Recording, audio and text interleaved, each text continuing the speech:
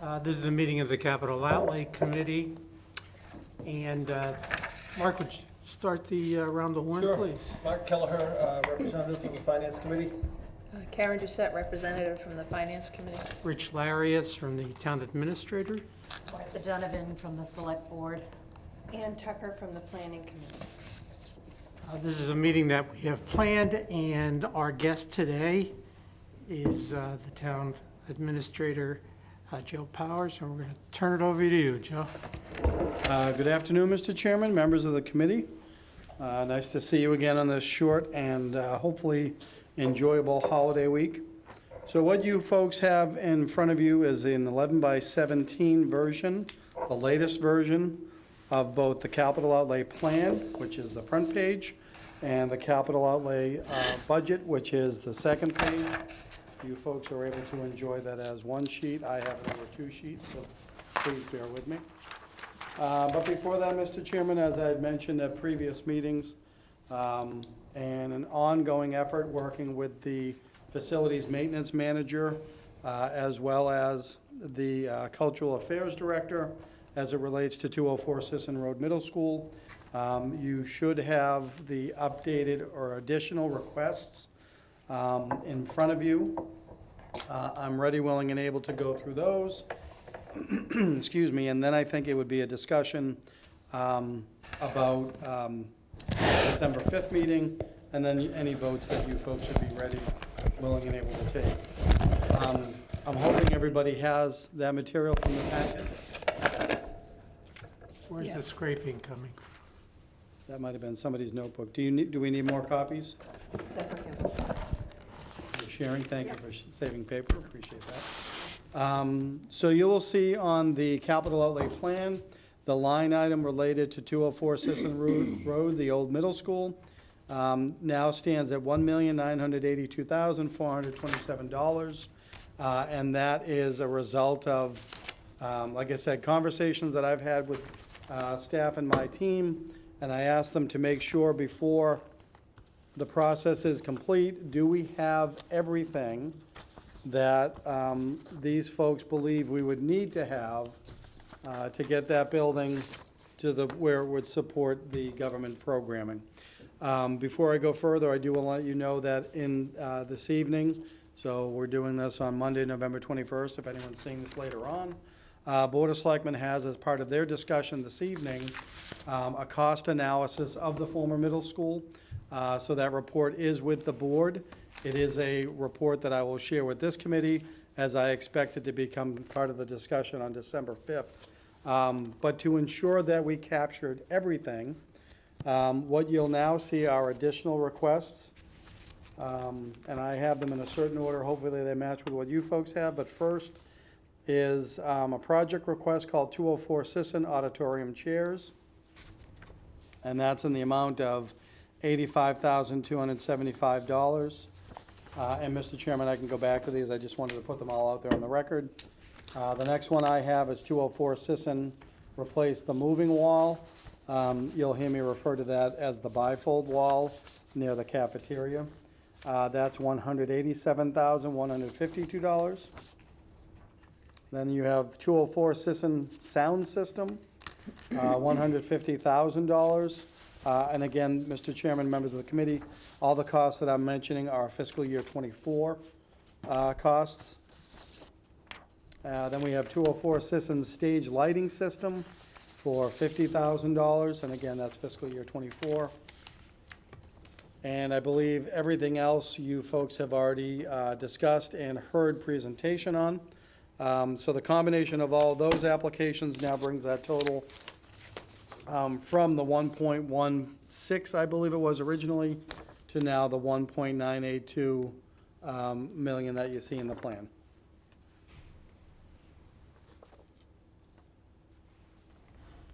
Any questions? I have a question, Joe. Sure. With the addition of all this lighting and equipment, you're gonna generate a lot of heat. I know we have heat in the building. Will this provide the ability to either vent that heat, or will it be, if you have a full capacity house, to bring in at least makeup air? And does this still mean that those facilities will be really not able to be used during the summer months? So I'm sorry if it's a three-part question, but That's all right. we're gonna generate a lot of heat. What's gonna happen with that? When you have a full crowd there, is there the ability to bring in makeup air?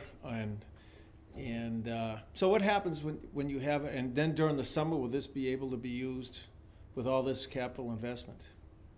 So I imagine first you're going to the application that says 204 Sisson stage lighting. Yes. So according to presentation by the facilities maintenance manager and the director of cultural affairs, the systems that they're looking for are not meant to be heat generating as you've suggested.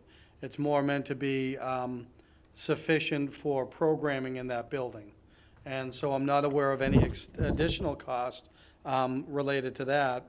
However, this item, as well as the sound system, well, actually all four items, if these projects go forward, it's understood that the Cultural Affairs Director has a number of entities that would be willing to come in, and we would start these in the fall of '23.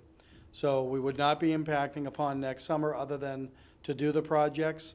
Going forward then, the building would still be subject to any air handling projects that are going on and any air that can be treated there. So we don't expect the lights to prevent programming, but we're not impacting directly upon the HVAC in that particular unit under these projects. So if you have a full capacity crowd, say like in April or May, Yep. 70 or 80 degrees out, what happens in that? Because it looks like this is gonna improve the facility enough, you could have full capacity crowds. What happens in a case like that? I think they would do as the school system did. They'd employ fans and open doors and windows. Okay. That section's not air conditioned. No. None of the building Okay. is. Yep, so if I could just put it out there for the record, no, none of the building is air-conditioned. It was built primarily first to be a school. There are opportunities to treat certain rooms and certain spaces, but that's not what these four applications get to. I have one more question, if you don't mind, Mr. Chairman. Go right ahead. Goes back, Sean, in one of his original requests early on, had said partial replacement of windows. I'd like to know, and you don't have to give me an answer now, because Sure. this may be more of a Sean question. Does he envision in the next 5 years replacing most of the windows? And just to get an idea, a unit cost of what that would be, you have the operable windows in the classrooms, but you have a lot of window walls there. There's quite extensive glazing. That would just help, and again, I don't expect you to have the answer right now, Joe, to get an idea of what he plans or what he thinks will be necessary in the next 5 years in terms of glazing and replacement windows. That was about the only thing in the envelope of the building that I think was left a little bit nebulous, at least to me. So for the discussion on the windows generally, and let me go back to the previous application, just so I have it in front of me. I did have that conversation. You can see in his original application, this is the one that says 204 Sisson upgrades, building improvements. It's for the 1.16 in fiscal year '24. What he's referring to is whatever windows are old and leaking, causing damage to the sills and the frames. So that's why he's saying replacement of certain windows.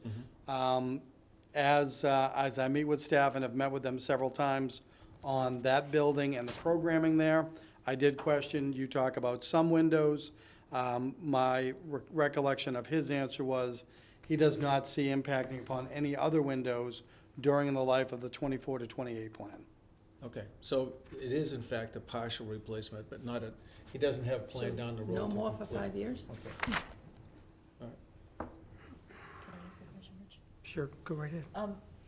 Just one thing, I don't know if it's missing or it doesn't fall into capital, but when we were there in the gym, there were issues with the floor and the bleachers. There were no requests toward the gym. Are we missing anything? I don't know that I wouldn't say we're missing anything, and I will tell you that the cost analysis report that relies upon programming predominantly from cultural affairs and rec, relies upon that. My understanding is it's not the floor issue, and I'm going to put it out there, I referred to it as the divot, because I think I saw it at its worst stage, and I didn't think wood could move like that, but there it was. That's an ongoing analysis that facilities maintenance is doing with existing funds through the revolving fund. However, it really came down to, it was absence of use for about 3 months. And so given the summer that we had, where we may normally in the future have programming in there, even in the heat and the dead of summer, where the doors and windows might be open, it was the fact that no one was paying attention to the floor. And I mentioned it not dissimilar. We had the same situation happen at the gymnasium floor at the community center at 100 Oak at the height of pandemic. Nobody was using it, no one was focused on it. And what happens is as the conditions change, the condition of the floor changes too. So what Sean and his team are doing right now is just verifying that it's not a structural issue and rather it was more an environmental issue.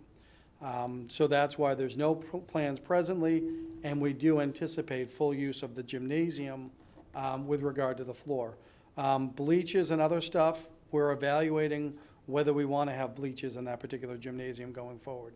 And it may be that we do not. It just come out, yeah.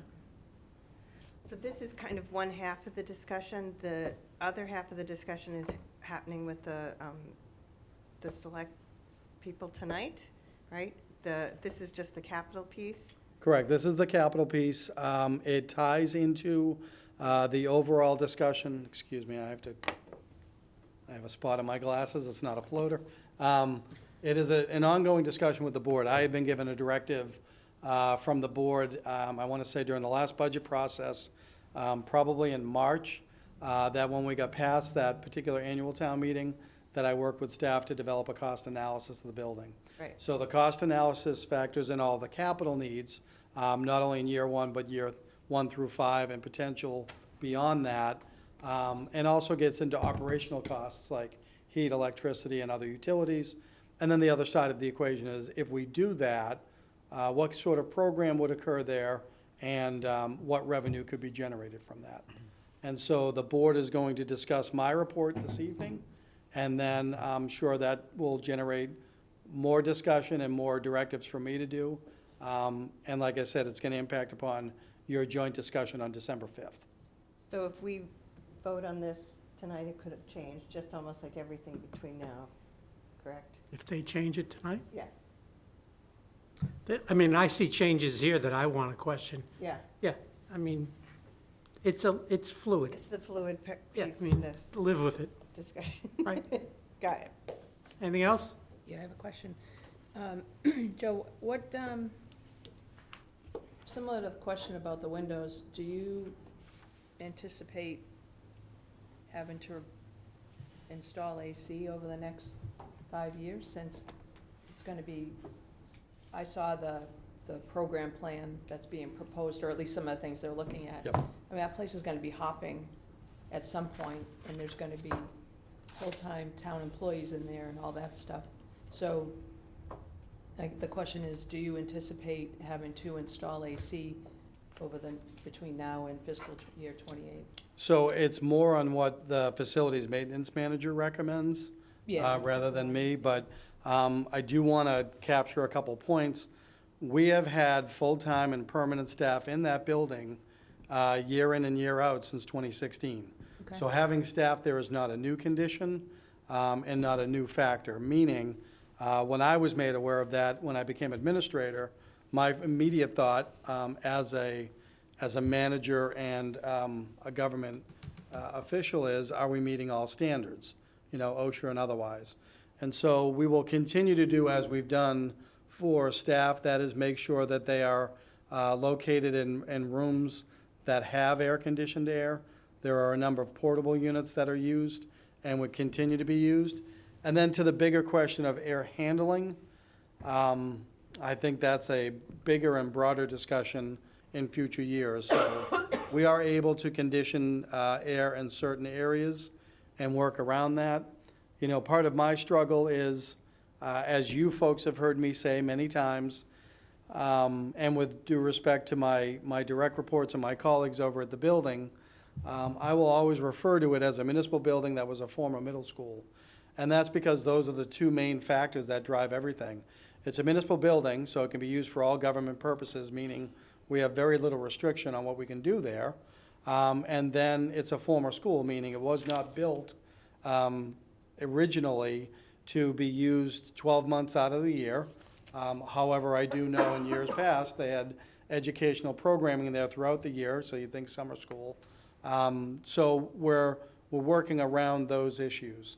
I will tell you that when you folks have a chance to go through the cost analysis, and some of what I'll talk about tonight is I have directed the Director of Cultural Affairs, the Recreation Director, to look at using certain parts of that building, but not the entire building, and to reserve these other parts for government programming.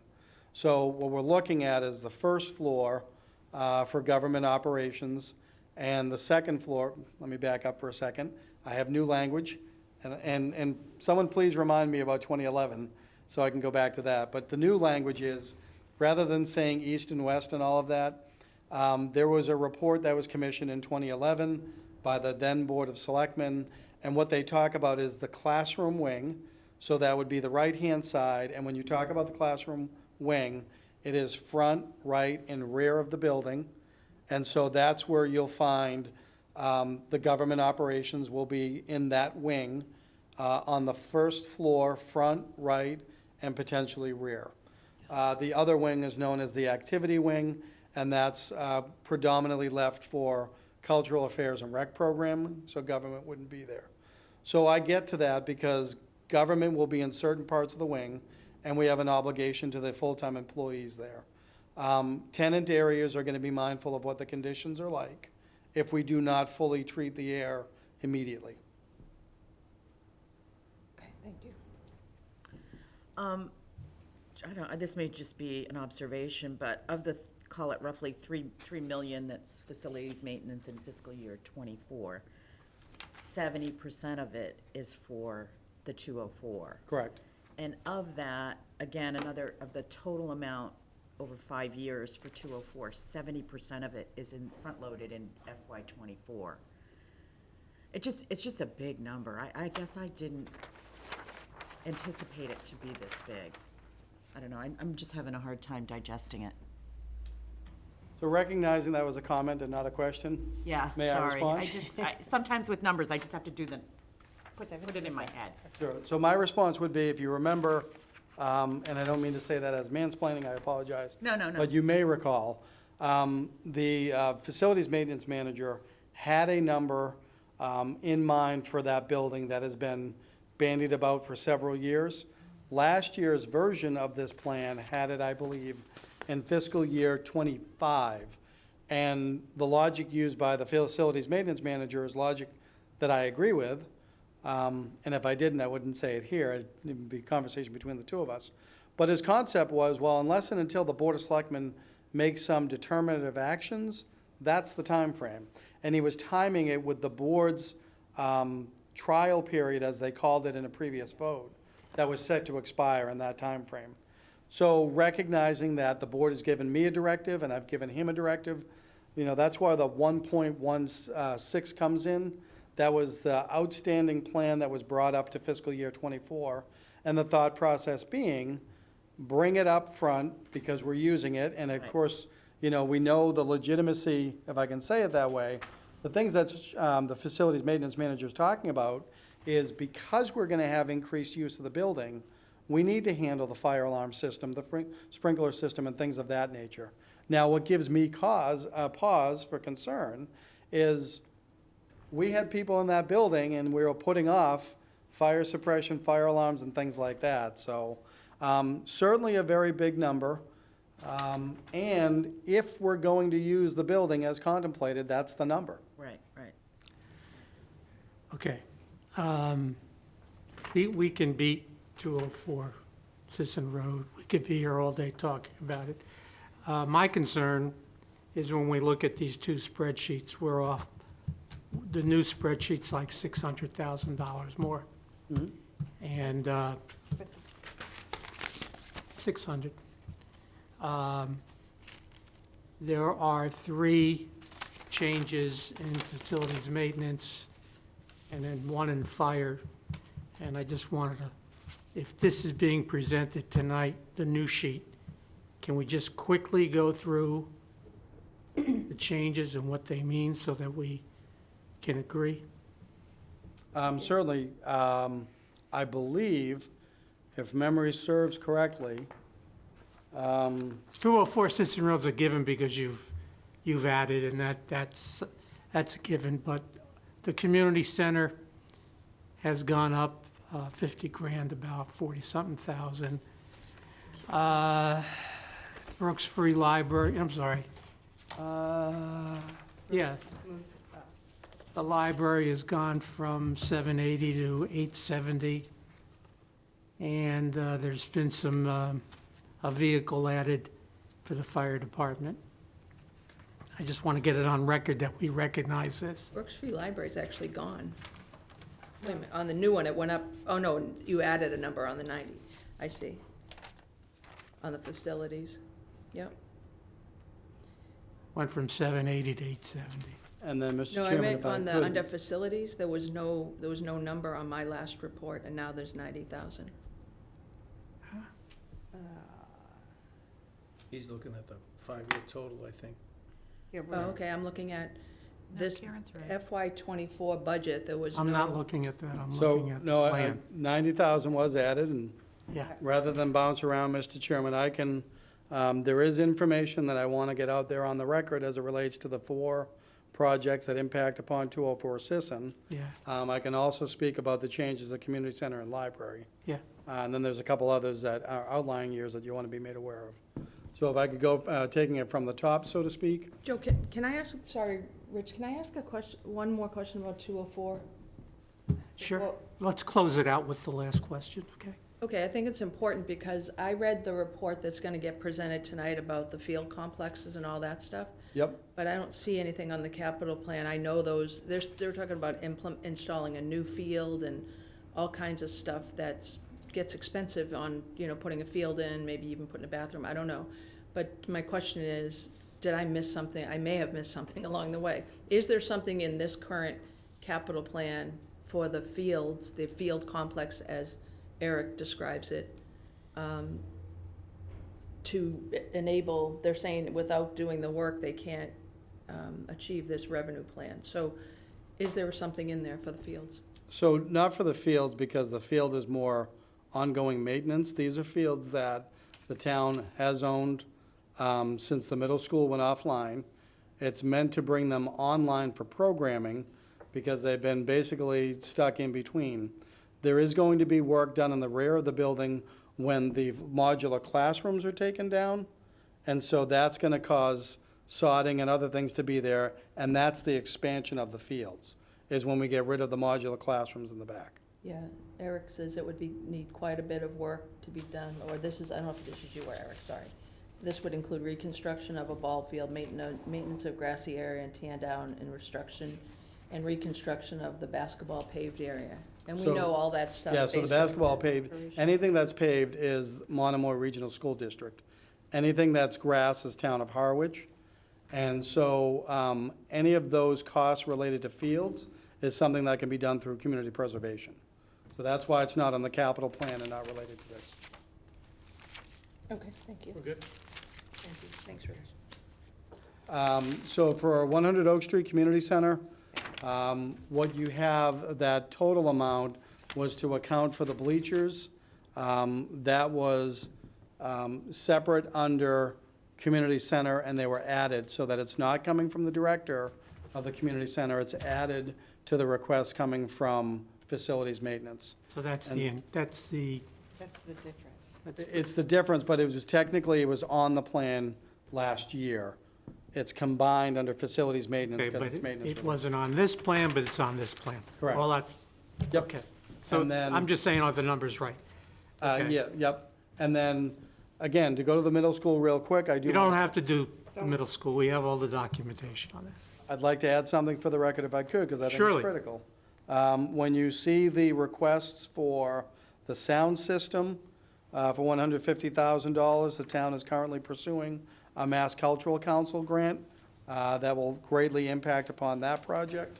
And so the highest number expected is that 150,000. We do expect to be successful in that grant, but we'll wait to see how it goes. And then on the 85,275 for Sisson Auditorium, that is a Mass Cultural Council unrestricted grant. Is that enhancement? Which one? Go ahead, Joe. Sorry. Both of these grants are being pursued presently. The awards are made in May of 2023. What's the category on the new additions, like sound and whatever? Enhancement, required, How do we gotta do They're it? considered enhancements, right? and the purpose on that, well, I apologize. The replacing the bifold wall is considered essential. Right? The other three are considered enhancements because if we make those enhancements, we know we can get the programming in there to bring in the revenue. The bifold wall, we need to do something with that because it's not just an enhancement, it's a safety concern. You know, I know we're playing with words, but is there any way to enhance the enhancement category to make it more legitimate? I know you've got to do A to get to B. Yep, I think that's a better conversation to have on December 5th, rather than debate it here. Well, is it going to become debatable on the 5th? So it when- depends on what the board says tonight on the cost analysis Okay. report. That's where I'm coming from that one. That will determine the viability. If it's understood that these repairs are essential to the programming, Yeah, then the forms would show essential. okay, Rather than enhancement. or an asterisk or something. Correct. Okay. I just, Yep. to make it legitimate, and if our audience, you know, has the opportunity to read the submittal forms, and they saw the first day that we got to see the submittal form and the category of the request, we sort of placed enhancement on, I'd really like to do it if I had the money. And I don't want decisions made on stuff that is really necessary that we negate, and yet we slip 3 enhancements in with an asterisk. Sure. So that's the thing I'd like to clear up. And I appreciate that. And then the last comment, Mr. Chairman. Yes. And members of your committee, those 4 projects increase that line item Right. by $432,427. Correct? Again, the town is looking to offset some of those costs with grants that are available for that purpose, and that would explain that line item. Then when you go down to library, Right? $90,000, you may recall when the Board of Library Trustees was presenting to you folks. Right? The chair had asked for an update on the roof repair, and the town has insufficient funds for the result of the bids. Therefore, there is a request for more funding related to that project, and that's where the $90,000 comes in. So what you're saying is, did we misinterpret what it would cost? No, the marketplace changed so much that the bids came in far greater than expected. Which is not unusual for Correct. the current exactly. environment. But there were no other funding sources presently available, so we need to go for additional appropriation. Okay. I just have one other question that I thought was gonna change in here. We had talked to Link about the DPW complex in fiscal year '27, moving that in. Did we So decide? we had a conversation about that. There was a preliminary cost analysis. It was eye-popping, so rather than get into that conversation for 26, 27, and 28, we're going to hold off on that. You're gonna leave it where it is, okay. Correct. Subject But to, thank could you. change. Correct, maybe? exactly, Okay. yep. Are you okay with that answer? Yeah, that's fine. I was just looking at what changes I expected to see on that sheet. Okay, under the fire department, I don't want to waste a lot of time on it, but we get questioned all the time about this 50,000. Is it 50,000, is up to 50,000, or is 50 or greater? And that's a charter issue that you're working, I know. Their equipment replacement are I again, we added almost 21,000. It is under the 50. The 15,800 was under 50. Are these two different vehicles under 50, and should they be on the plan?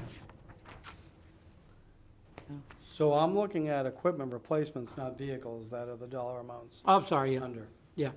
Yeah, and so you've nailed it, Mr. I- Chairman. Sorry, go ahead. I thought they were, well, I guess that's equipment, ballistic vest, right, is what? They're- is that- Right, it's ballistic vests and dive equipment is the fiscal year '25. To me, it's an ongoing discussion, and it's an ongoing discussion through the Board of Selectmen as well, because what's not on this plan is police cruisers. So police cruisers may be added back to the plan, but that's more of a policy discussion through the Board of Selectmen. So I wanted to make sure we captured it somewhere as we have these conversations. It may be that the board directs me to take those two line items out because they're under the $50,000 threshold. It may be that they want to do it through the operating budget, but at this point in time where the operating budget message hasn't been developed yet, we want to make sure we're capturing it. I would say the same thing goes for the $4,388 under the Channel 18 Cable Fund. Certainly, when you look at all the projects that she has going on, they typically exceed $50,000 in total, but $4,388 on the plan in '24 with a dedicated source doesn't need to be there. My argument right now would be it should be there for transparency purposes to amplify that it's out there. If we capture it somewhere else in the warrant and in the documentation, so be it, but we want to make sure we're putting it out there. It's the same reason why Harwich Elementary appears in fiscal year '24, even though they have nothing for fiscal year '24. It's the first year that if there were capital costs there, the town would be solely responsible. That's a fine argument, and I'm glad you can make. That's my story, and I'm sticking to it. You can make it. Yeah. If it comes to town meeting, that's the concern that I have, is what is the explanation if all the caveats are at the beginning and tells you how the plan was developed and how they're measured and how this is up against the bylaws and the charter. Right. And this $50,000 chunk. Yep. And why is the interpretation different for this? And yet, I agree with you, we treat police cars like they were pens and pencils. They're just used that year, and, whether it has an eraser on it or not, you Right. throw it away. Well, and if I may, I think it goes back to Member Doucette's comment at the last meeting, about capturing these items, and we had a broader discussion about, is capital 10,000 and greater, is it this, that, the other thing? The comment made was, years past, we used to do capital under 50,000, and we'd have a separate article. So those capital items under 50,000 would appear in the plan, but would be their own article in town meeting. So it's that sort of situation that's going on now, I think. Yeah, I mean, it's similar, the whole vehicle thing is, it's gotta be it's such a huge number every year that it's gotta be shown somewhere. Well, if I may, for the record, last year, and I started this cycle by highlighting vehicles. Last year, there was no discussion at the broader level, so I scrapped it. Having said that, and I've said it before, I have a list of vehicles that I'm aware of that's going to be in a plan document, meaning a reference document that you all will get and will be available on the website, as well as a schedule of locations. The reason why it's not here yet is we meet annually with the insurance company called Maya, and they're coming in, as luck would have it, December 7th. But once I have that, that becomes another tab on the worksheet of, these are all the vehicles. We'll highlight the ones that are expected to be replaced, but vehicles, facilities, certain types of equipment, these are the big items that are there year after year, and we should really be more mindful of what we own and what we're tracking. Okay. Agreed. Can I raise, and maybe this is something we want to put on a future calendar, but with the price of things being what it is and what it isn't for some reason, in some departments, they go out and they get a bid for the item, but not in all. And I don't know if that would help us get better numbers But I noticed that in your package for the board tonight, there's a list of outstanding projects, and some of those are not being implemented because there's not enough money to do them, right? And we're coming back and they're much more expensive than we originally thought. At least for the current fiscal year, where we're putting a budget together, would it make sense that all of these have some sort of supporting bid that we could see a price? Would it help us maybe potentially not have these gaps in coming back and saying, oh, that's twice as much as what we thought it was? So can I pick on some of the words you've used? Yeah. At the risk of offending, because I think it's a No, valid. you won't offend me. Go ahead. It's a very valid point. A bid is a certain process that Right, occurs under the law. yeah, I didn't use the right word, an But- estimate. But, correct, so for cost estimates. Now, there is a requirement under the charter that projects of a certain nature have to have gone through an RFP or bid process ahead of going to town meeting. So the big projects that are out there for water and wastewater, Dan is preparing for that. So we do have that as a requirement. Okay. So point well taken on that. So there's estimates that we can work through, and most of these have very recent, if not all, have very recent cost estimates. Different from when we're going out to borrow, we need to have a very stronger number, because it's one of the things that did my predecessor in, if I can be so blunt, is, having that gap between asking for an appropriation of 65 million and then finding out, if you had done your bid, you would have found out that it's 70 million. Right. So we are doing that. And then further to the point about costs increasing. And one of the things that I want you folks to know, because I'll tell the board, I'll tell Finance Committee, and I'll tell town meeting throughout the process, 161 days, thanks for asking Ian. I was going to, yeah. Is when you look at the costs that go into facilities maintenance. So other than, say, refurbishing, I'll save that for right now, not to get too controversial, but refurbishing the former middle school. Beyond refurbishment or renovation, there's ongoing costs. And so in our fund accounting system, which our new finance director is a super user on, that's not an adjective, that's an actual That's title right. within the system, but I will use the adjective. She's phenomenal at Munis.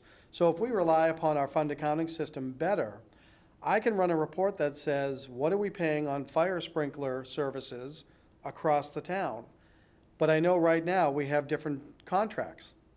So if we know fire sprinklers are a thing, and we have a cost center for them, and that might resonate to you folks in the private sector, then why aren't we, through procurement and administration, doing these big contracts for fire sprinkler service, fire alarm, HVAC maintenance, boiler maintenance, because all buildings have HVAC to some level, all buildings have boilers, all buildings have septic.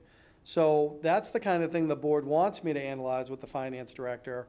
And then as we do that, that'll come back and help you folks in future years as well.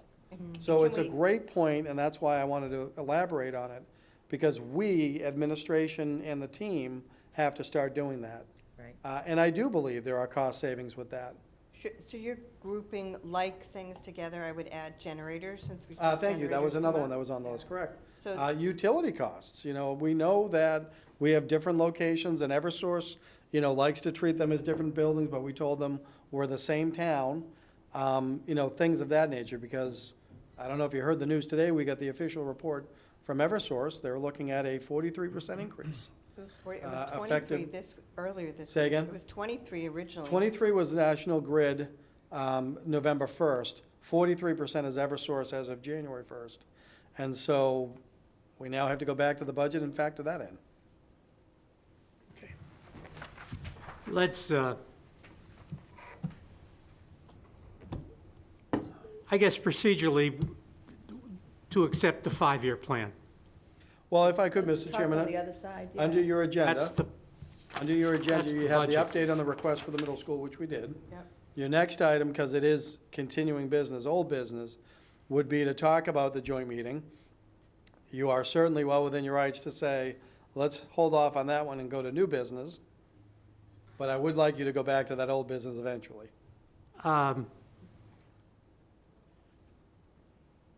I'd like to finish what we started, Absolutely. okay? So then, Mr. Chairman, if you're moving on to new business A, The final statements I would make is, if memory serves correctly, there are 22 projects that are within the capital plan for fiscal year 2024.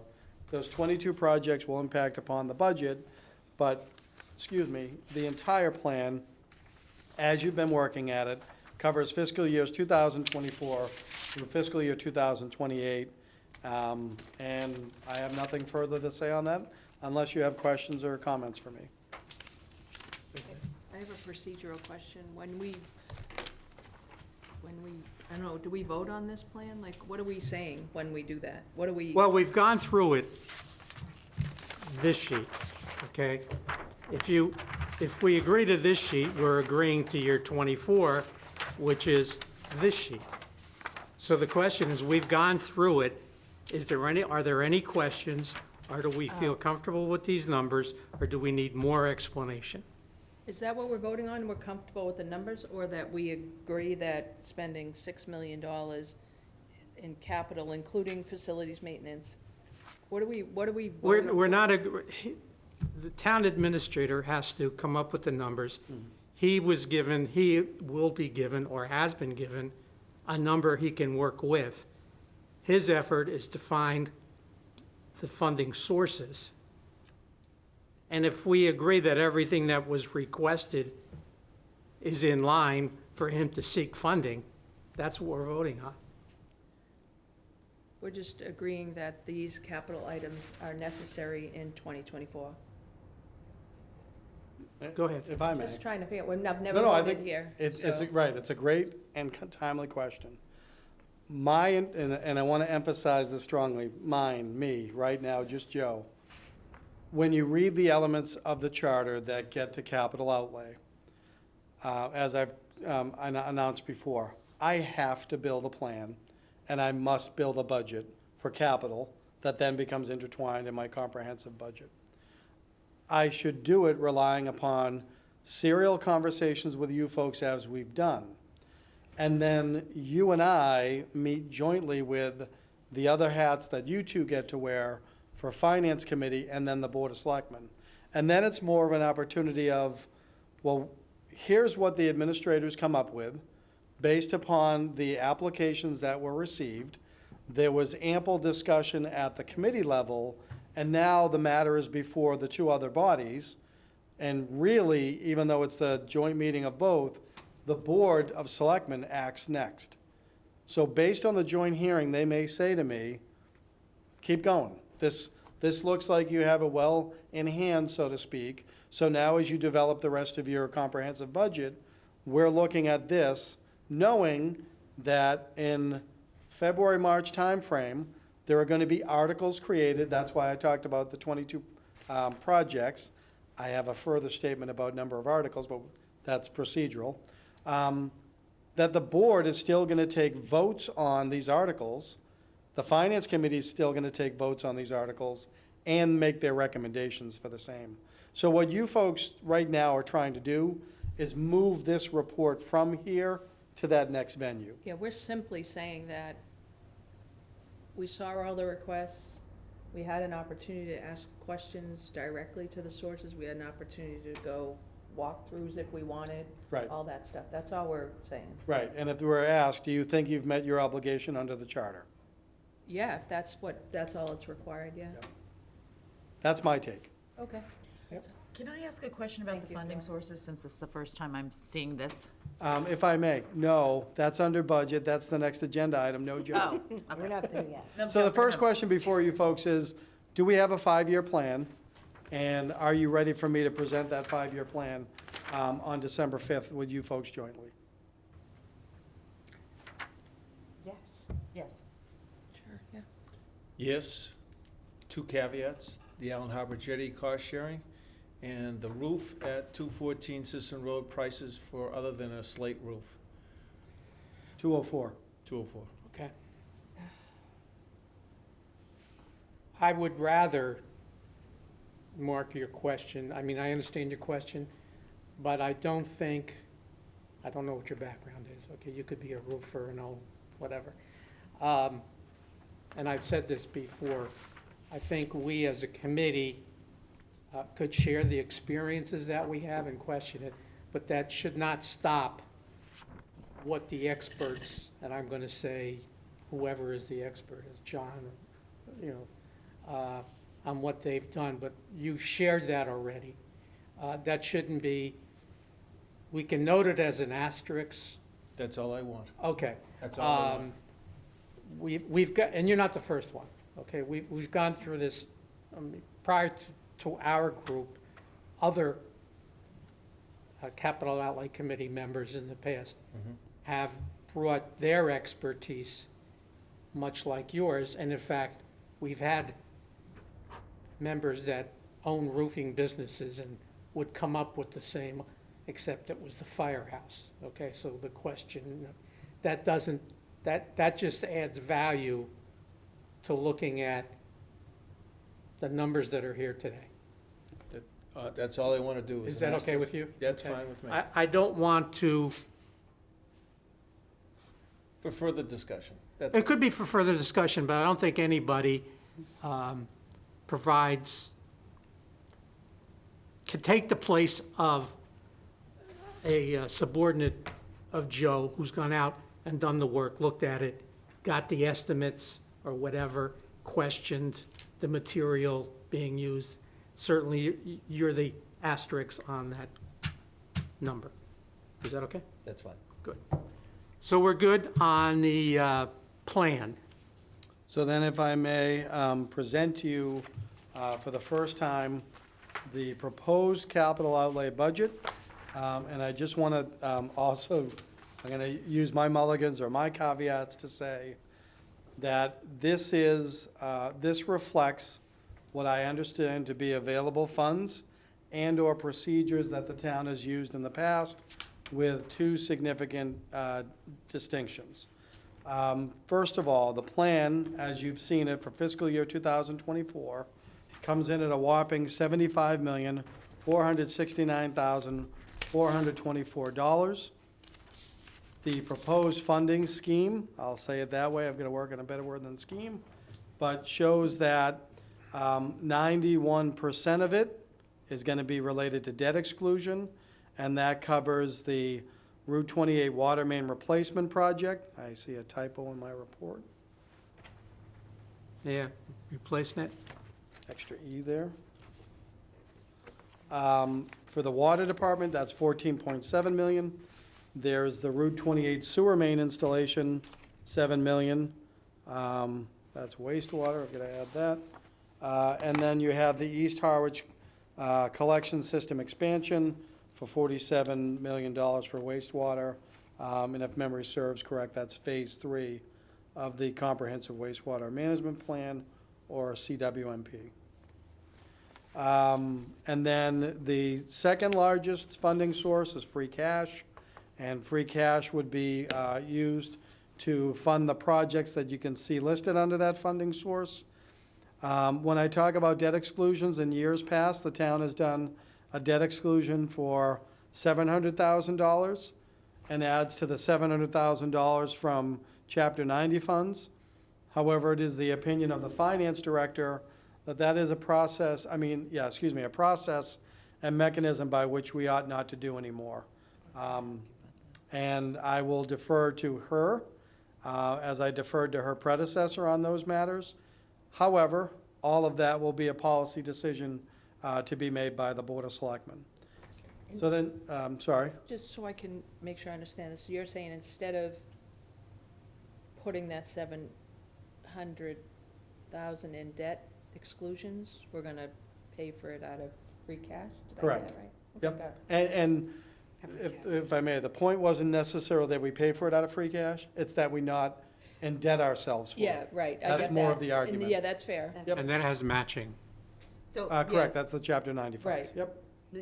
that was gonna be my question, that Chapter 90 funds, is that the portion Yeah. that, because there's 700 that the town is responsible for and 700 that the state provides? So the Which way that we've portion? been doing is we generally get around 700,000.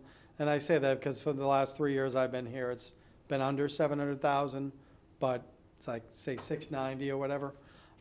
So because of that, the town has had a process in mind through the DPW director and our highway superintendent, Chris Nickerson, that we're gonna take $700,000 from Chapter 90. We're gonna ask the town to borrow and exclude from our taxes an additional $700,000, and therefore, we're gonna put $1.4 million back into the roads. So what we're saying now is. $100,000 that we're gonna put into the debt exclusion is our portion of what we need to pay. Correct, so rather than borrow the $700,000, in this instance, I'm using free cash we could have appropriated or found other sources, separate and distinct from a debt exclusion. Yeah, because when I looked at the debt schedule, I got a copy this week.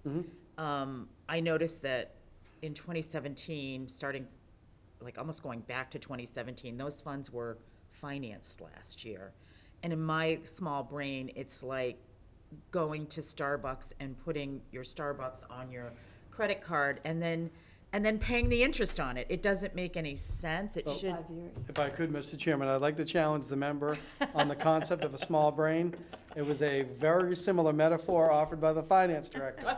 So there's Good, no well, I small like brain. her. Yeah, Yeah, it just didn't seem like the yeah, why right way put to on a pay credit for card? that. Correct. And that what was raised last year, frankly, if you're going back to 2017, you've got 5 more years on it, yet you're taking out 10-year debt. Right. It's a very expensive And way now to with the markets have finance. changed Right, substantially. Right, Yep. yeah, Yeah. okay. All right, I feel better about that. That was really bugging me for some reason. Retained earnings is the next one on the list, and that is the water and wastewater department's version of free cash, if you will. Meaning when we get free cash certified, we also get retained earnings certified. And there's ample funds within water retained earnings to pay for those projects. There is not ample funding under the wastewater retained earnings, so that's why that is under the debt exclusion. Okay. And then we talked about cable fund, and we talked about Chapter 90 funds. I have one question on the Chapter 90 funds. Are those generally paid in the fiscal year? by the We state? already received notice before we go to town meeting. We You know what the usually get it number's gonna around this be. time. So it's an allocation within fiscal year '23. So we take that like we do the free cash, and we add it to the next year and Okay. move forward, generally speaking. And from the person who used to issue debt for a corporation, debt exclusion is the most bizarre term ever. Sorry, just have to say that. I kept We saying, get a couple "What does more that we can mean?" throw at you, see what you Yeah, think of them. what is that? What does that mean? Yeah. Okay, thank you. Joe, I have a question, and this is more of a procedural that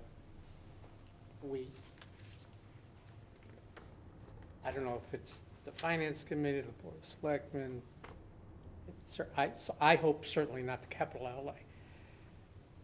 Who is going to explain $47 million as a whole number that we're gonna go out and seek debt for? And that nothing, I mean, I know we have to get the money or get promise of the money before we start breaking ground. I don't even know where we stand on the old version where I see contractors breaking ground. I don't know how they're getting paid, but they're breaking ground, putting pipes in the ground. Driveways are uprooted, you know, it looks like whack-a-mole, you know. Sure. So you've asked who, Yeah. and I would love to sit here and tell you it's gonna be the water wastewater superintendent. However, it is going to be the water wastewater superintendent and I, Okay, after consultation with the Board of Water Wastewater Commissioners and the Board of Selectmen.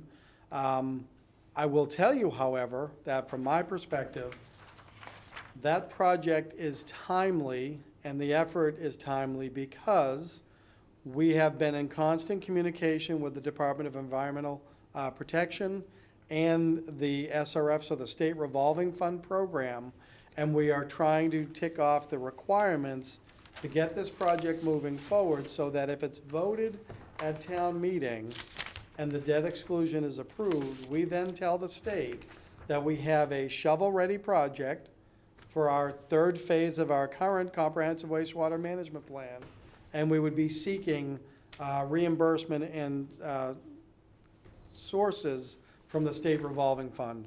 This is the manner in which we have to do it. So to your point, though, it's not capital.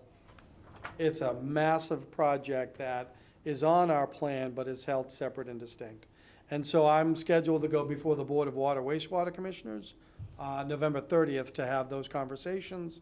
The board will talk about it as part of the plan on December 5th, and I would imagine just about every single board meeting after that, leading up to town meeting. What is the report card on phase 1 and 2 in terms of completion or non-completion, if there is a report? So yeah, we've gotten reports. First of all, phase 1 was a smashing success, and I can say that because I've literally had nothing to do with the program. That's the Pleasant Bay monitoring, and the body of water that ties into Pleasant Bay. I want to say it's Herring River, but don't quote me on that. Muddy Creek. Thank you, Muddy Creek. Of course I said that. Thank you. Meaning that was phase 1, and the reports we're getting from UMass Dartmouth and the state, the process is working phenomenally well. Okay. And so we rely upon our friend Carol Ridley and the Pleasant Bay Alliance for that information. Phase 2, Phase 2A, Phase 2B, and I know there are folks that know about that more than others. That was Phase 2. That was the more difficult one because that was the construction project that became projects plural for East Harwich. I remember it well because before we were concerned about pandemic and 6 foot of difference, we were talking about contracts, constructions going through the heart of East Harwich and impacting upon businesses. Little did we know that pandemic would cause far more havoc. That phase is the one that brought me to this table. It is the one that brings Dan Pelletier forward, and it's the one that caused the town to finish our work with CDM Smith and now engage with GHD Consulting out of Hyannis. They're our contractor and engineer on that, and now we're trying to get back into the discussion of wastewater, separate and distinct from what Mass DEP is now talking about with regulations that impact upon 20-year projects, let alone 40-year. So we continue to move forward on that. I guess the summary comment I'm trying to make is it's not lost on me personally, let alone professionally, of what Phase 2 did to administration, did to the board, did to the residents. And so that Dan Pelletier and I, with our former engineer, and we will have a new engineer in-house, hopefully before town meeting, are motivated by doing it better than it was done before. And so that starts with this capital plan today, but really carries on after that with other groups. Did phase 2 or that first iteration harm us financially and put us behind where we should be had everything gone right? No, I would say it did not. And in fact, we were still able to rely upon the SRF, the State Revolving Fund program that sort of was an impetus to get this moving. We enjoy incredibly low rates generally on the borrowing, but also, if memory serves correctly, 0% on those borrowings. More importantly, we have flow now flowing from East Harwich to Chatham Okay. Under the intermunicipal or IMA agreement that we executed with our neighbors several years ago. So that system is working, even though it was a shock to the system because the costs did come in so much higher. We were able to get a lot of the projects done. Now, having said that, easy for me to say, I understand the angst because I came in as assistant town administrator when that was all sort of falling apart. But that's why anytime I've gone before town meeting, and I've done that 3 times for wastewater, October of 21, May of 22, and October of 22, we're very mindful of that. So although there were hiccups, we didn't experience a negative financial implication, but it's why Dan is trying to still wrap everything up for the residents of East Harwich that may have been contemplated in phases 2 and 3 to get them all done as was anticipated. Okay. So on wastewater, just to be clarified, based on their presentation to us and what you just said about shovel-ready, this is really the federal infrastructure money that we're trying to get prepared for this 47 It- million. It's a portion of it, but it Which is, comes through the state. right, Right? but it is the state revolving fund, which was always there. Right, but the big bank in the sky is the infrastructure money, is gonna come through this channel, correct? To some portion, correct, that's what we're hoping for. That's what we're hoping for. That's Correct. really what we're betting on. That's why we want to be ready Well, that's, for it. we were always progressing towards a phase 3 on this timeframe. We did have a meeting a year ago to consider a pause, But the and then fund- decided yeah. not to pause and continue on Because the because of the funding- potential funding. Right, the Yep. funding got in place, right? The federal funding is in The place, federal correct. funding is in place, Yep. which is the funding source for a portion of this. Correct. Okay. Yep, and we're hopeful that between state revolving fund, SRF through DEP, and the federal agencies that require it, we can demonstrate a well-thought-out project Which that gets you- is ongoing and is eligible for those funds. So we are anticipating a spend of 47 million, correct? We are anticipating spending up to 47. 47 And then million. Dan did a Thing for the- Right, and the federal again- 31. bottom line. The question Right, is, and I say up phase to. 1 and 2 cost us what? I couldn't do that off the top of my head. I can tell you that phase 2A and 2B cost in excess of $28 million because it was more than what was originally appropriated. We can provide that, and when I say we, I mean Dan, can give you the total cost for phases 1 and 2, so-called of the CWMP to date. And had not, if that number wasn't fuzzy, we'd feel much more comfortable. But the 28 million and the 47 million minus 12 million, I don't know, another 35 million, will be our total cost to have a completed project.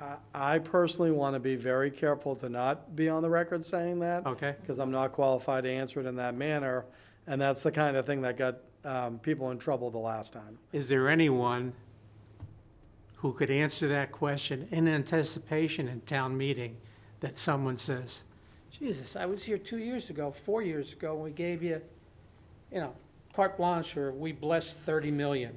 I'm picking a number. Sure. And now you want another 47 million. What am I anticipating after 40 million? Is anybody ready to, is that a legitimate scenario? All I'm saying is, Sure, I would never is say. it possible? Right, I would never say it's illegitimate. However, I would just caution that, the comprehensive wastewater management plan was adopted by the town through town meeting in 2016. And the town immediately began working on projects. Phase 1, Muddy Creek, Pleasant Bay, that was successful. Phase 2, beginning of collection systems in East Harwich, although was poorly executed with regard to the marketplace bids and responses.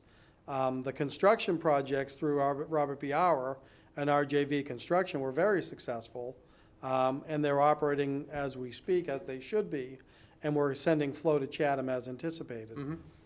Phase 3 is a natural phase 3 with some modifications. Dan Pelletier can speak better to that than I can, but it is the ongoing work of our comprehensive wastewater management plan. Now, before we go any further, we now get into conversations that are outside of our control. Mass DEP is collecting comments and input from the community because they're contemplating revising their regulations on septic systems in Title V. And what they're generally telling us is that whether you have a CWMP, we do, so we're better than other towns in that regard. And if you are contemplating more than 20 years, you ought not to contemplate 20 years. We were looking at 40. We now may be faced with the prospect of facing 20-year for our CWMP.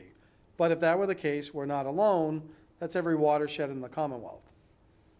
So what I can tell you is what has happened in phase 1 is working. What happened in phase 2, even though there were hiccups with the total projects, the projects themselves have been brought to successful conclusion on the construction.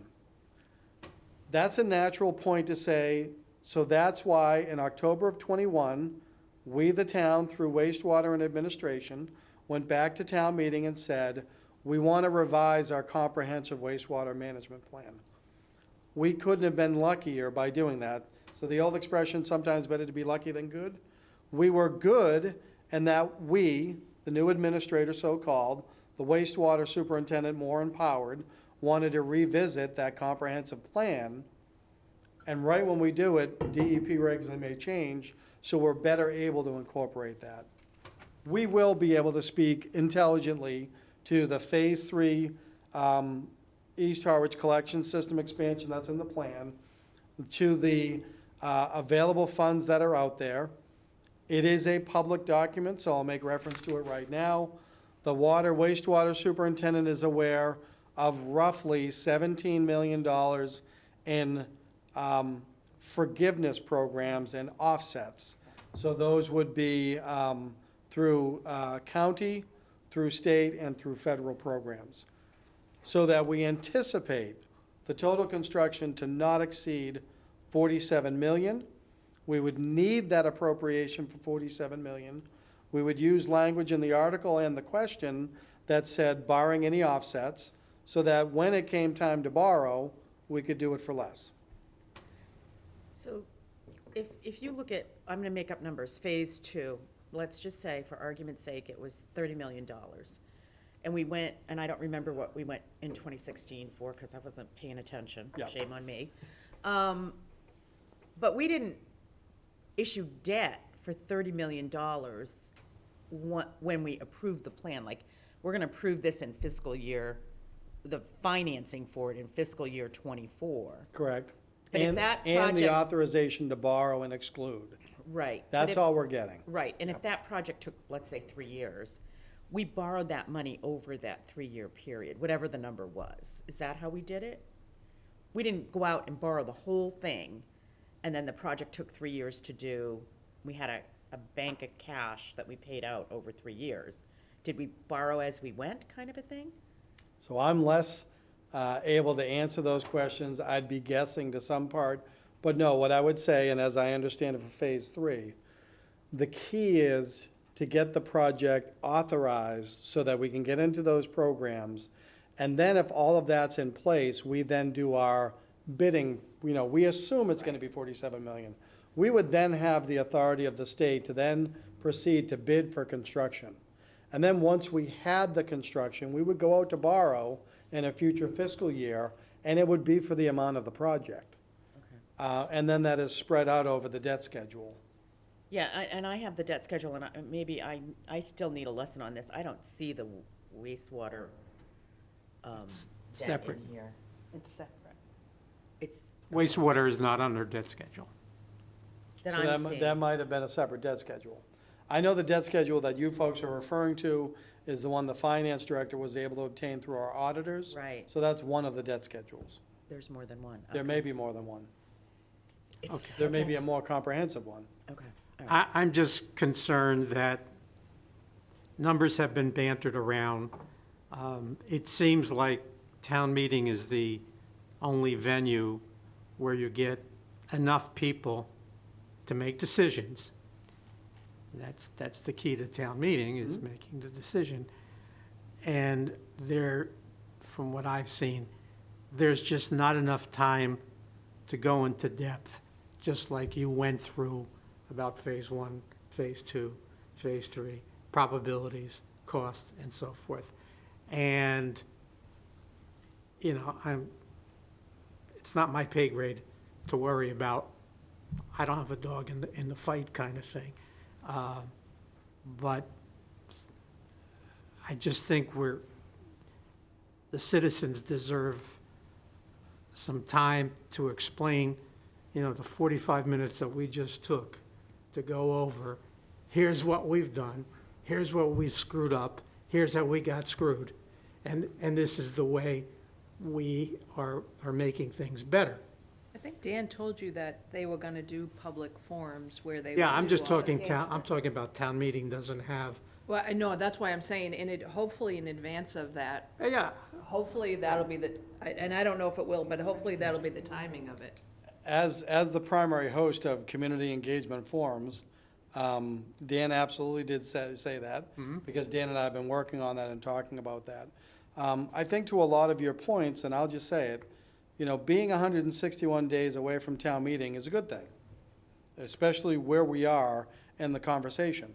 I am biased and will obviously make the argument, but I can back it up with empirical data, that we are ahead of schedule on a lot of these conversations. But that's only because you never know what the future holds, and I don't want to get caught flat-footed in the end. But all of these questions about dead schedule and everything else are good. I would just offer that for this venue and for what's happening next, it's not necessarily timely. Because, your agenda today is simply about the overall plan, but it also demonstrates to me that there's a thirst for information here, as there will be elsewhere. All I can say to you folks is, and I've said this for most of my career, I will try never to use the phrase, trust me, because I'm mindful I'm a government agent. But what I would say is, please understand the plan that we're working on, the process we're going through, and I believe we'll get there. So community engagement forums are a big part of how I've always wanted to operate as administrator. And I just tell you that in the last 2 months, I've held 3 already. And as I've said, we're bringing on software and other things to help us with that. So as we get into the calendar year 2023, and really when you turn that page, that's when the rubber hits the road. I think the FinCom members know we've already booked a date back in August or July, I think, for the first weekend in March for one of the last big deep dives before we then give it to the public. So we're shaping up to have March, April, and in the beginning of May dedicated towards educating the public on where we've been for the last year.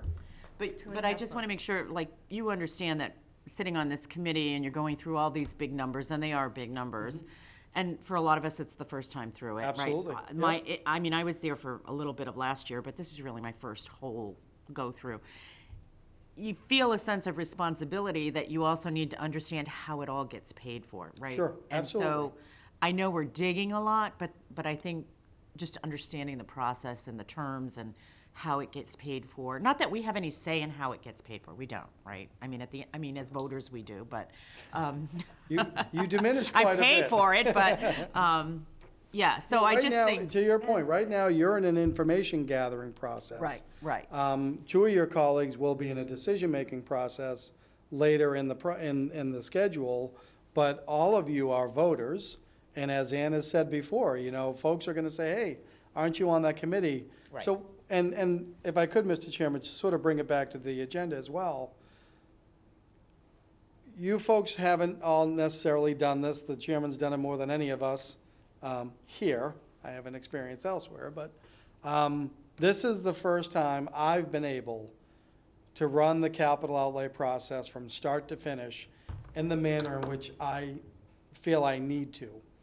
That's a first for me after having just spent 3 years in the chair of administrator, whether it was interim or otherwise. So I truly appreciate that. And what I'm hopeful is the combination of you all coming back next cycle with a better capital outlay bylaw and structure perhaps, we're going to keep getting it better, keep getting better at it. But, as you've had a conversation earlier in this meeting, I would offer that your role is as you've done it. You've had regular meetings where I've been at every one of them but one site visit, and you've heard from subject matter experts, and then you're going to engage in a conversation with your peers. You're a public body, 2 other public bodies will be there. The 3 of you talk about it, I sit back, listen, take notes, and then I get directive after that. And the chairman's already mentioned it, I would hope that you folks can commit to a couple meetings in the, if not winter, certainly early spring, to talk about not the capital plan, but the process of capital under the charter. Absolutely. And that's a unique opportunity, I think, that other capital outlay committees haven't been given the benefit of. I'm very concerned that historically, town meetings that I've been to, there are people, and they're known by the Board of Selectmen, that will analyze this and say, if it's on the capital plan, how can the capital outlay committee approve or agree to $47 million? I'm just picking that one, okay? And, I'm sorry? We didn't. It was a rhetorical question. I'm saying that, Well, yeah, that's why I asked the question earlier to clarify what was, what well, the were we- question, that I voted for this, what was I approving? So I think they have to be crystal clear with that answer. when someone asks the question, how the hell can the Capital Outlay Committee agree to this? We're not going to be there. They'll be there as Finance Committee. Yep. But there has to be someone in the room to explain the process that we go through and the fact you guys have used I mean, for the past 3 weeks, whether it's here or it's on MSNBC, the word transparency is like chocolate ice cream. It just pops up all the time. Everything is, we have to make it transparent. It's an issue of transparency.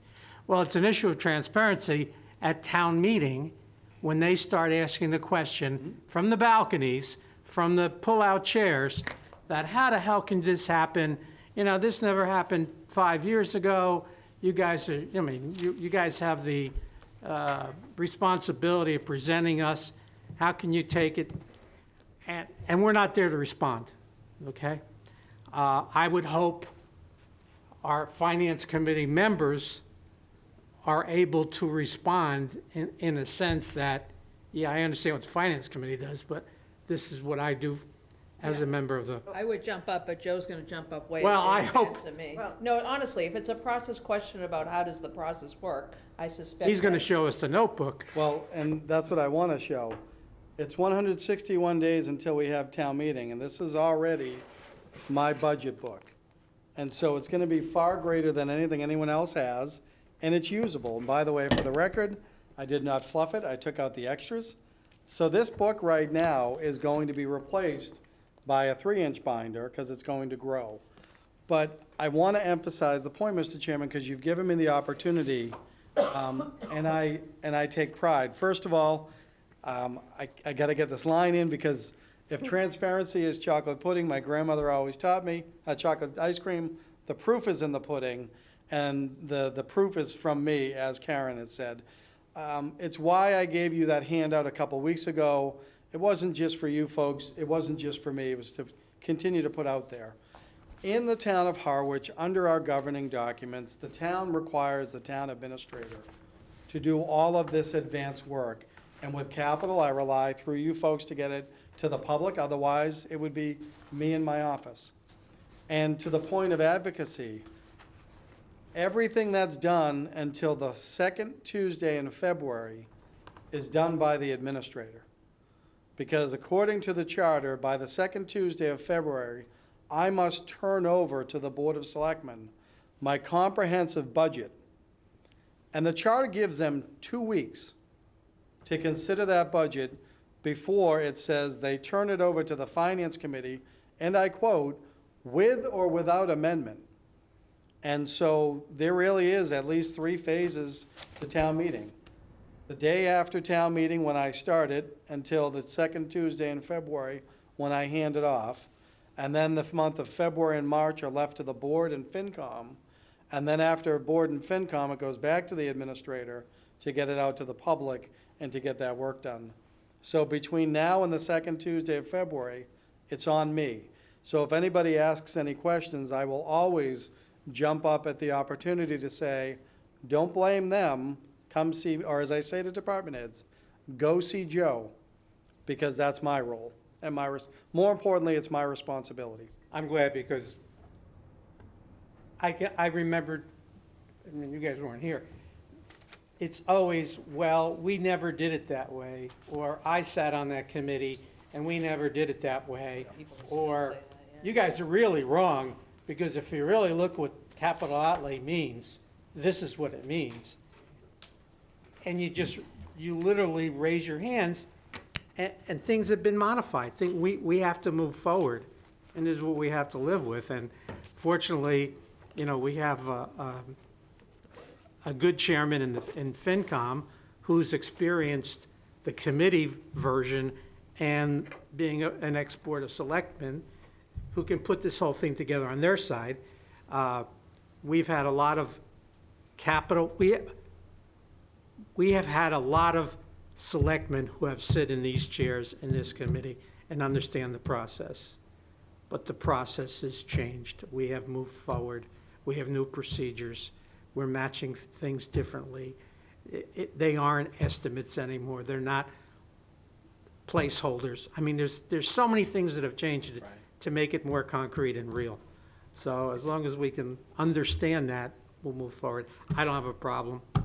Anything, I would just say that, you know, again, as sort of a newbie, I feel like your staff was very forthright about what they need. I mean, I think they could ask for a lot more, honestly. Yep. I think we went through that, everyone. We pressed on the areas that we needed to. We were judicious about how we looked at the reasonableness of everything. And all of this is reasonable. And it does look out the whole 5 years to the best of our ability, right? It's not perfect, we know that. Right. And then it is a big number, there's no doubt about it. Then it becomes, okay, can we afford it? And what are the priorities? And that gets made in a different body, is really what it is. So I feel like we've done, I'm just gonna pat us on the back, a really good job. bottom line, Joe has $100 to spend. Where does he want to spend the $100? Okay? We've gone through, if you can imagine all the work that has been put through this Correct. by the authors. This never, ever, ever existed 5 years ago, 6 years ago. It was somebody coming in and said, I need 600,000 in the fourth year. Okay, why? Well, you know, and it's not we took them at word. The process was, put a number in, tell me what you need. Today, it's totally different. We get to see what makes up a number and what makes up a request. And according to Mark, who's the expert giving us the number and why? And that's why your question about process, materials, and all that is real. And I feel really comfortable Yeah, on I where would we agree. stand with this thing. I would agree. I'd like to, again, do we have to accept this? So, no, if I may, and this sort of Yeah. builds on everything, the way I see the process that we've all gone through is I am now able to present with the capital outlay to the Finance Committee and the Board of Selectmen on December 5th, the plan, the comprehensive plan that I've developed in consultation with the applicants and having been heard and tested by you folks. That's not to say that there's no more questions that could be raised. There are plenty more questions to be raised. But you folks met your obligation under the charter, and it's not a small one, to assist the administrator as I develop the plan, as you contemplate the budget that I need to put forward. And so when it goes forward, I've got it in my notes, I'm not going to say this was endorsed by the Capital Outlay Committee. I don't think that that's necessarily appropriate. However, they've raised a number of questions that have been fielded. There's a couple of caveats that are still out there, but now, on December 5th, ladies and gentlemen, so assembled, what shall we do with this going forward? And so, like I said, the board will absolutely, Board of Selectmen, will absolutely take it under advisement, and I expect that they will probably have a follow-up discussion at their meeting on December 19th before going, to the turn of the calendar. And they may have more meetings on it. Before I forget, my concept now is to develop as many articles as there are funding sources. On this, But what I mean to say is there'll be an article for free cash, for retained earnings, for Chapter 90, and for cable fund. So that's 1, 2, 3, 4 articles. But then each debt exclusion has to be its own article. So the capital plan and the warrant could be reduced to 7 articles. And so it doesn't have to be this big whole thing.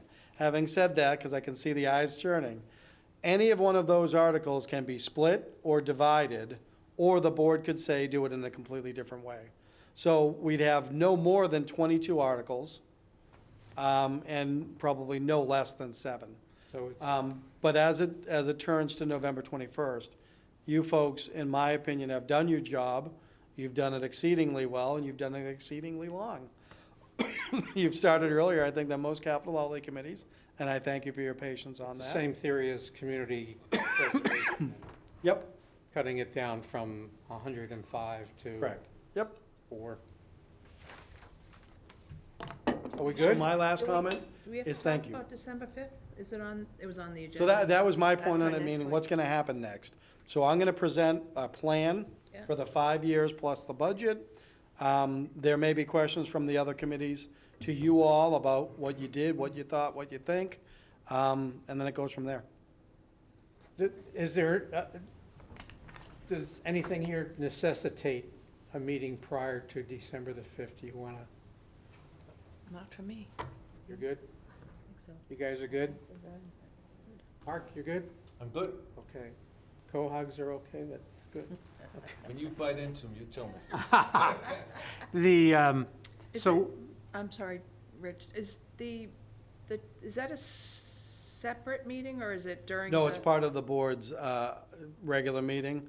It would be a special meeting of FinCom and would be a special meeting of Capital. Okay, so we'll just open those during that time, and then, yeah, because I heard there was some other stuff on the agenda that night, too. Oh, there's plenty. This would be the It's gonna first be thing a that I big- would this is, expect to have this will come up. take 5 minutes. No way, Oh, yeah. not a chance, no way.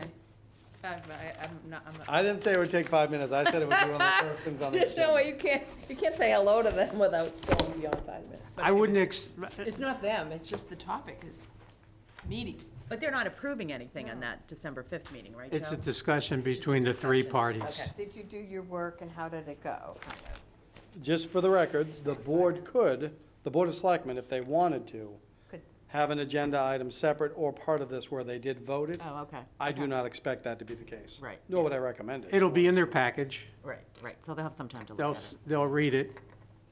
There will be, I mean, I know, speaking on behalf of our peers on the finance committee, I mean, they're not gonna look at this and just go, okay, let's move on. I mean, they're gonna ask some questions, so it's, I would be heartily disappointed if it were a 5-minute discussion Yeah, for what it's worth. I guess I'm just, I just wrap it up quickly, just say thank you, and yeah, I don't think Peter will let that. it wouldn't take the whole meeting. I mean, if you're presenting, you know, what you have literally to your committee, showing them what's been done, and if they're not originating questions then, or what I'm saying is, if they got them in the back pocket and they have a question, fine. I think the real essence of getting together is to say that Capital Outlay did what they were supposed to Has do, to do, yeah. and we have representation of the FinCom, Yeah, and you're sharing it with your colleagues. Yep. Unless we've missed something, the issue of finding something new doesn't happen too often. I mean, like you, their curiosity on the $47 million wastewater nut is, Why does it appear here? I mean, that's, no, not, just, whatever, my point is that they're curious too when they, even though we go through, Mark and I go through updates, speaking on behalf of the finance committee, we go through updates with them, when they see it kind of culminate into a plan that is now proceeding, and they see those large numbers, I just suspect, and I would expect them to ask questions, only because that's our job, well, what that's we're- why Joe's there, so it's not. Yeah, no, Among that's. other reasons. No, that's my point, is that I think there'll be good discussion. I think we're in good shape. No, Yeah. Nothing negative. Anything else? No. So we won't plan any meeting prior to the 5th. We'll look at the 5th, and that's going to be a meeting, so we need a quorum. And you guys, you get It's at chairs with rollers, because you're going to roll up, Supposed to be and then you're going to roll I back. fly. I put on my wings. December 5th at 6 o'clock. Yeah. Joe, will you send out something on the 5th, or? Yes. Okay. And then we'll just plan to meet after the holidays and, you know, start a loose agenda in terms of, do we need to prepare, or there have been any changes? Or just make it ad hoc in terms of something pops up and we need to meet. I don't schedule anything, because if we've presented it, bylaw says December the 5th or the first or second week of December. It says by the end of December. Right, and you throw it in and everybody blesses it, and we're in good shape, we're done. FinCom and the Board of Selectmen have it, they decide what to do with it. So we're in good shape. Happy Thanksgiving, everybody. Thanks for your Yeah, you efforts. as well. Make a motion Joe. to adjourn. Seconded. All in favor? Aye. Thank you, Caleb. It's not bad, an hour and a Joe,